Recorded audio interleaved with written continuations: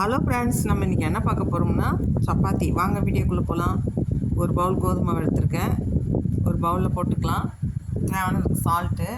இப்போ அதில் நான் எண்ணெய்லாம் எதுவும் ஊற்றலைங்க, நெய்யும் ஊற்றலை, வெறும் சுடுதண்ணி தான் பிசைஞ்சு எடுக்க போகிறேன். தேவையான சால்ட் போட்டாச்சு. இப்போ பாருங்கள், தண்ணி தெளித்து பிசைஞ்சிக்கலாம். இது ரேஷன் கடை கோதுமை மாவுங்க. அது கோதுமை வாங்கி அரைச்ச மாவு தான் இது. ஏன்னா ரேஷன் மாவு நல்லா இருக்காது சொல்லுவாங்க, அதனால் நான் இன்றைக்கி ட்ரை பண்ணி பார்த்தேன். நல்லா சாஃப்டாக தான் வந்துச்சு. நான் வெறும் சுடுதண்ணி தான் ஊற்றி பேசினேன், வேறு எதுவுமே போடல அதுக்கு.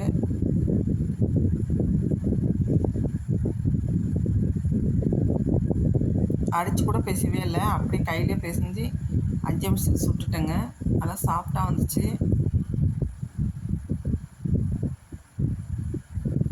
பாருங்கள், இந்த அளவுக்கு பேசிஞ்சிக்கணும் மாவு. இன்னும் சாஃப்டாக இருக்கு பாருங்கள். அப்படியே மூடி வச்சிடலாம் ஒரு 5 நிமிஷம்.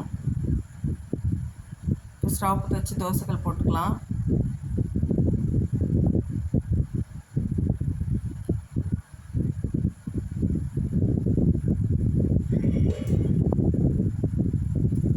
இப்போ திரட்டிக்கலாம்.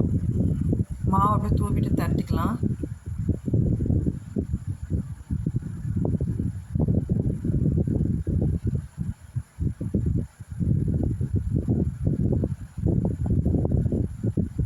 பாருங்கள், எவ்வளோ சாஃப்டாக இருக்குது மாவு. இப்போ தோசைக்கல்ல போட்டுக்கலாம் சப்பாத்தியை. மடிப்பு சப்பாத்தி வேணால் எண்ணெய் தடவி போட்டுக்கலாம். நம்ம மடிப்பு சப்பாத்தி போடல. பாருங்கள், நல்லா செவந்துச்சு. சுற்றி எண்ணெய் விடுங்க.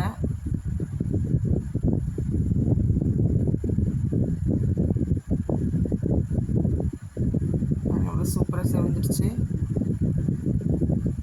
இப்போ பிளேட்டில் வச்சுக்கலாம்.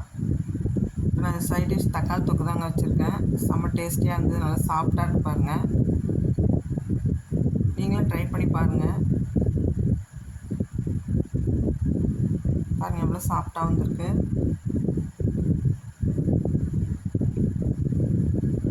இந்த வீடியோ பிடிச்சிருந்தால் லைக் பண்ணுங்கள், சப்ஸ்கிரைப் பண்ணுங்கள். Thank you friends.